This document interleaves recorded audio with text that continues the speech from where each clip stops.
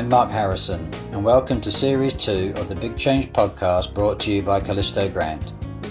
In this series, the focus is on leaders and entrepreneurs, people who break the mold and push back barriers to fulfill dreams and ambitions and are successful in their own right. We explore the change catalysts and how to maintain passion, focus and dedication over a long period of time. Nothing is impossible, and if you really stick to it and you really want it, you're just gonna get through with it, and that's it. My guest today is Alexandra Nagy.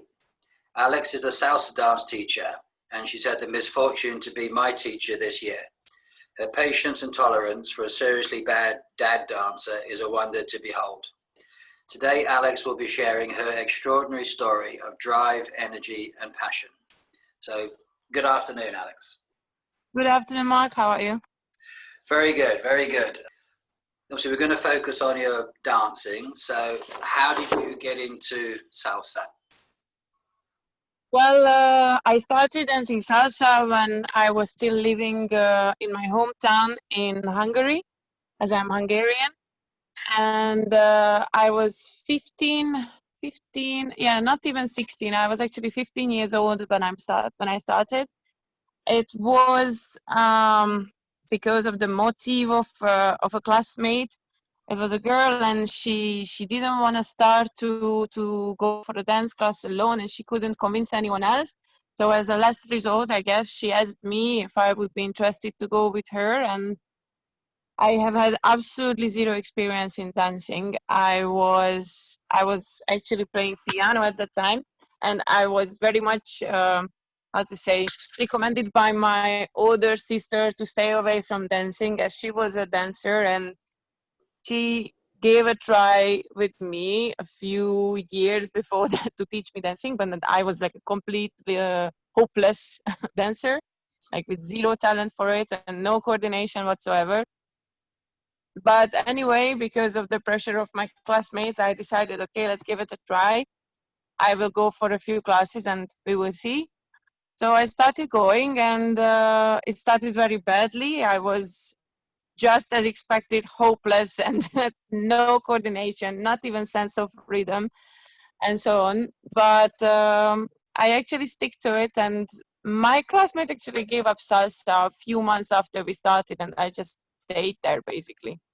Okay, but what was it then? That there must have been something inside that was telling you to carry on, because normally if you're a teenager or indeed at any age and you try something and it's not natural, you tend to run a mile. So what was it that kept you going back and persevering, I suppose, in the early days?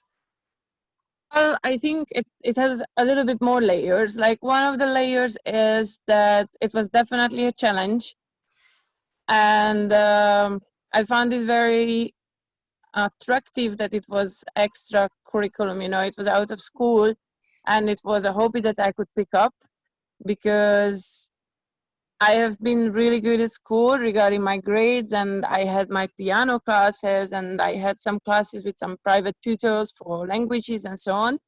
But I didn't have really anything out of school which would have been like really for fun, like to enjoy and to relax, and not about studying and so on.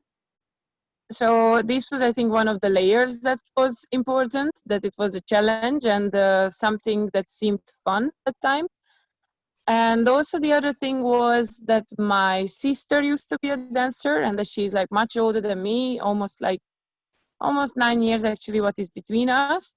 She has been always, kind of a role model. I always wanted to do the same or something similar as my sister used to do. So that was also something, because my sister was an excellent dancer, and when I started, I was very much not of a dancer. That took me as a challenge. So I enjoyed that part too. And I think one of the most attractive thing in salsa at the time was that the people who have been going and attending the classes, and also then who I met in the parties, they were all older than me. They were like around like late 20s, in their early 30s. Most of the people, I would say, the average age in the groups where I was dancing, it was this. And and you know, it showed me a way of amusement where you don't need to drink alcohol, you don't need to get drunk. You can really just go to dance and focus on having fun and socialize, which was great because as I was in my teenage years, it was not exactly the common way of partying, you know, like kids in high school, they are having a different way of thinking when they think about parties. So when I went to a salsa party for the first time, I was like, whoa, I was like, nobody's really actually drunk here and everybody's just having fun. And it's really about like just dancing and having like a normal conversation with each other.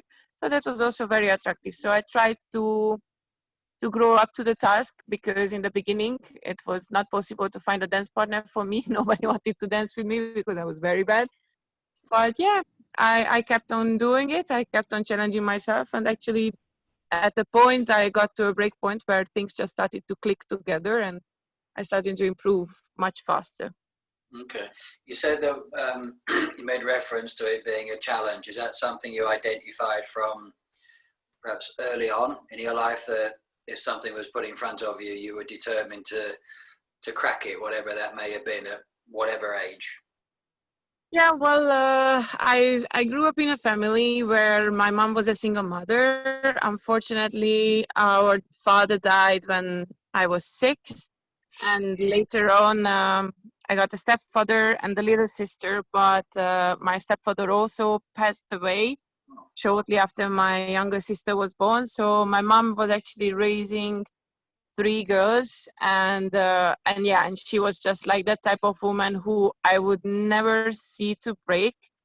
Like, she would never show it. She would always just stand behind us and push us to move forward. We had always like full support from her, and yeah, this was, I think, definitely one of the most important role model in my life. I'm sure if I would go to some psychologist for some therapy, that would come out very soon, that my mother is a very significant part in the way I am today, because she really showed the example that there is nothing is impossible, and if you really stick to it and you really want it, you're just gonna get through with it, and that's it. So I think, yeah, definitely my mother was one of these examples. So she had that indomitable spirit. So you said that you were dancing outside of school, and this was the big attraction for you. So was this, and at 15, 16, these are kind of important years in your life. You're taking your first level exams and then moving on to high school and so on. Was there any impact on studies at this time? Did anything suffer? Were you having to do one rather than the other? Well, actually not in my grades in school, because if my grades were suffering because of dancing, then that would have been the stop of it all, because my mother wouldn't have Okay. let me continue it. That was definitely a condition, that my grades had to be continuously good. Otherwise, I would have been forced to give up in something, which is from the fun part of my day and week. But the only thing what I can say that got cut back, it was the piano classes, because I just didn't have time after a while. I would say that in the first 2 years when I started to dance, I was doing everything in the same time. So I kept on doing piano, I was doing the dancing, and I was also having, all my extra classes after school.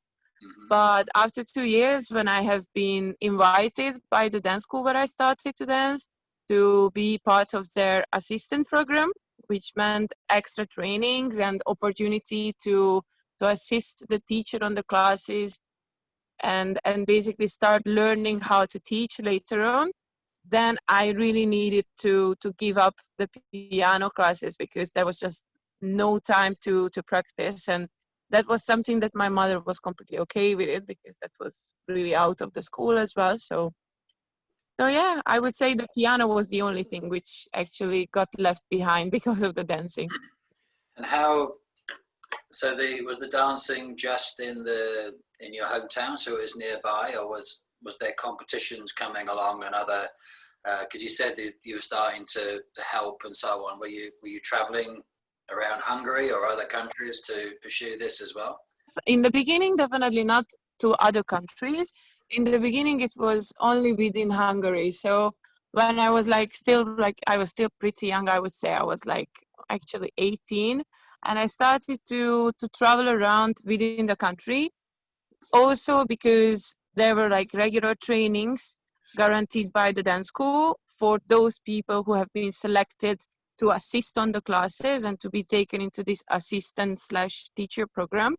So the trainings, they were in Budapest, usually like once per month, and they were always like a full weekend when we would dance like many hours per day, and it was really focusing on how to develop techniques of teaching, how to work with our voice, how to go around and create different and many explanations for each move. But also next to this, like this was right once per month usually, but also next to this, there has been a request from the dance school if I could visit other cities with different teachers. So I would see the different teachers' approaches, how they are like doing their classes. So I would learn from more point of views. So actually I was doing 2 cities out of my hometown plus the classes in my hometown. So it was 3 days per. There was a point during high school when I was going 3 days per week after school straight to another city or within my hometown to do the classes, and then get back home like late in the evening usually. Okay, I'd like to pursue that a little bit more, if I may. So you're at school, you're at high school, you're 18 or so. Obviously, very important time for study, and your mother said that this was compulsory, that wasn't going to dip. How are you actually managing your time then, going straight from school, traveling, so you're jumping on a bus or in a car or whatever, going somewhere else? How did you manage to juggle the two, and time-wise? Well, time-wise, definitely I was paying attention on the classes, that's for sure, because I was not, in a way, very popular in my in my class during high school, as I was not going out with them together. I didn't like that type of weekends, when you have a great party and you don't remember any of it. So I was not exactly popular because I didn't really spend much time with my classmates. So that left me perfectly peaceful to pay attention on the classes. So this is one thing. And the other thing was that usually I woke up very early. Like in this time, you need to imagine that I would wake up like around 5 o'clock in the morning, 5:30, spend like 2 hours with studying at home, and then I would take a bus and go to school. And after school, I would be usually picked up by the teacher with whom I am going to the other city to give the classes together, and then they would bring me back home by car as well. So I would go to sleep around like 11, midnight-ish. And yeah, I was usually waking up around 5 o'clock. Okay. That's one of the points I want to share with the wider audience, because people that are working in the commercial world, in business and so on, they claim that they haven't got the time to do any personal development, whether that's professional or whatever. It's just something that, so I haven't got the time, and that's I think that's one of the great inspirations I'm picking up from this, is if you want to do something and you see that it's beneficial to you, you can find the time if you really want to. Okay. That was no other option if I wanted to do it. Well, yeah, exactly. So you said that you obviously you improved rapidly in the dancing to the point that you were identified as a potential teacher, and then you were going on teaching programs and so on. How did you find, because you're still at this time, you're still not yet 20 at this particular time, and you said that most of the people that were in salsa classes were 30 and upwards. What do you think that you had that gave you the respect from your what are now your students, right? What was it you had that people were comfortable to be led by you, and you were obviously a lot younger than they were? Well, I can say that this was not only at that time, but for many years I was always a lot younger than most of my students. So that is, even sometimes now it's present. But I would say that it was one part because we learned this in our teacher program, how to really stand with confidence and talk with confidence. And when we were explaining something, we would really require the attention of the people around. So this was also something that we learned with the program, what was provided by the dance school where I was learning. And I would also say that this is something that came maybe a little bit from my mother, because she was just, and she's still the person who always gets the attention when she speaks, because there is just no other way around. So this kind of attitude, and even as a child, I had always had, how to say, I've been always a talkative one, and because I had my older sister, most of my friends, even when I was like very, very young, they were like 8, 9, 10 years older than me. So it was just something that I was very much used to, that, yeah, these are the people I'm talking to normally. So for me, it was nothing intimidating to speak to people who are older than me, because this has been always completely normal for me. This is what I've been living before already. So this, I think, basically due to my family and the friends and the background behind me, and thanks to the training what I was getting, I would say after a few weeks, very much a few weeks, that I needed to speak in front of people on the class, I very quickly got used to it. And I don't know, you tell me, but I think that now on classes, I don't really have problem to get the attention what I need. No, and it's a very valid point, and there's a couple of things you said there, that having the knowledge and obviously the expertise, um, plus you said your kind of natural confidence, but the knowledge and the expertise in whatever field, and that's something that you can share with the business community as well. Right? If you know what you're talking about and you demonstrate what you're talking about, you command respect. But you only get to know what you're talking about if you put in an awful lot of study and self-development, right? So whether it's dancing or business processes or whatever it may be, it takes a lot of personal investment, doesn't it? Yes, that's for sure. And even now when I'm teaching, and not even when I'm teaching, but also in the other daytime job, if someone doesn't give the respect just based on the fact that I am the one who is presenting, those people are always going to challenge you with a question. And I think this is the moment usually when you really earn the respect of the person, when they challenge you with the question, and instead of getting shaky, and instead of having difficulties to speak, you just take a moment to think and you give a straight ahead answer. And that usually, even if the person didn't give you the respect, that's always going to gain you the respect what you are looking for. Because if they challenge you and you don't scare away, but you just stand up and you give an answer with confidence, then it's always convince the person that, yeah, you are in that position because you deserve that position and because you handle it.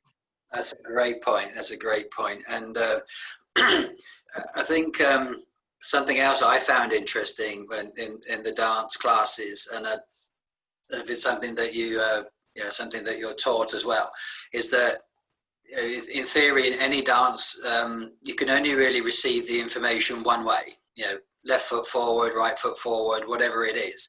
Yeah, if you got 10 people in the class, everybody will receive the instruction in a different way. Completely. How do you what's your reaction to that? I mean, I was thinking one thing, the person next to me was doing something else. How do you kind of react to that? Well, that is something which I would say that it really comes with practice. But when someone starts teaching, and it can be also teaching a dancing, but it can be also when you need to present something, when you give a presentation about something, if you have an audience, there are always going to be different perspectives, and everybody is going to perceive what you are saying in a different way. So the best thing what you can do, and this is the part which comes with practice, to be able keep an open mind and see the other people's Yeah, and appreciate the fact that perspective. everybody's Yeah. receiving it in a different way. Exactly. And if I was able to only explain a move, let's say if it's a dance move, let's say if it is a process in a project, if I was only able, just a very small percentage of my audience would actually understand what I mean. Yeah. Because that's just human nature. We think differently. And explain what I mean from different point of views, because I know that if I explain the same thing in 4 different ways, then I have a much bigger chance that my audience is going to get it. Yeah, if there's 10 of us there and you say 4 different ways, the chances are most of us are going to get it at some point. Yeah, I fully understand that. And then a lot of patience, and also it requires that you are willing to invest the time and the effort in this, because there are definitely people who gonna give you one way and you get it, if you don't get it, you don't. But that's definitely not a teacher, you know. And this is something that I always believe, that if you're a teacher, you have to be willing to explain yourself, because otherwise you're never gonna really have a full group of students who are understanding your way of explanation or the way of your teaching. So you need to be willing to sacrifice time and patience for this, and put the effort that, okay, if half of the group didn't understand, then I need to find another way. yes, and I totally empathize with this as being a coach or a teacher myself. In mainly that's what I do, and you're only really as good as your last class, aren't you? And if people don't come back the following week, then that's a very physical indicator that what you did wasn't right. Yeah, so it's you really do put yourself out there, don't you? And it's yeah, you know, when they come back the following week, you know that you've done okay. Yes, exactly. There's definitely a feedback always.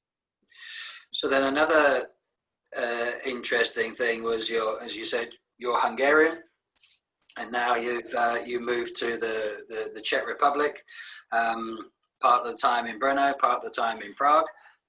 So what was the catalyst to move? And soon you're going to move to Spain. What was the catalyst to move away from Hungary?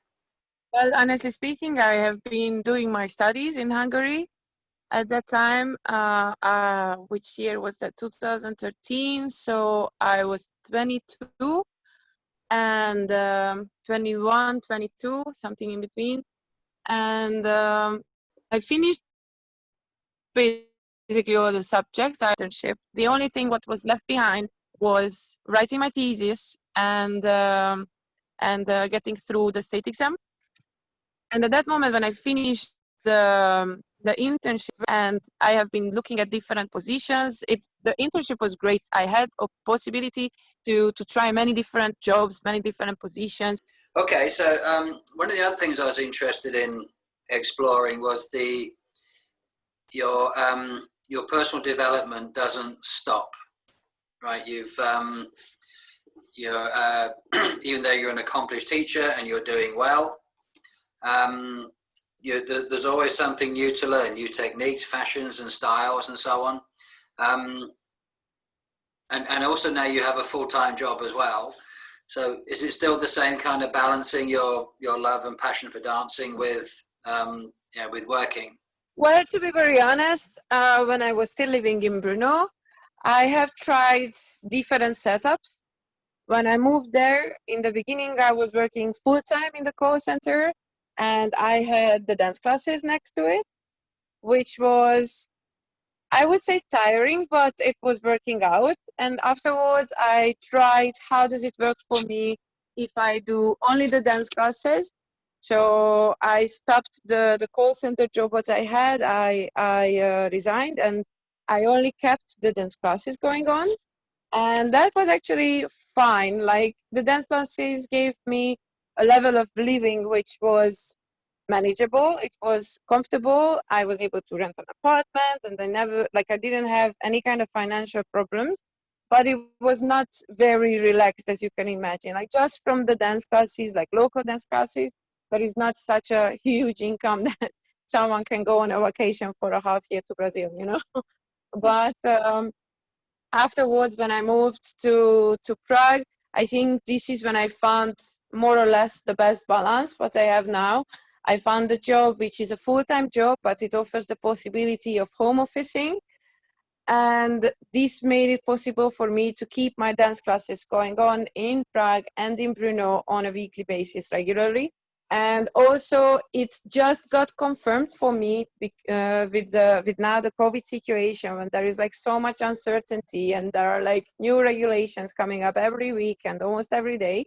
And obviously that definitely stopped my dance classes for a few months, actually, when this whole pandemic started.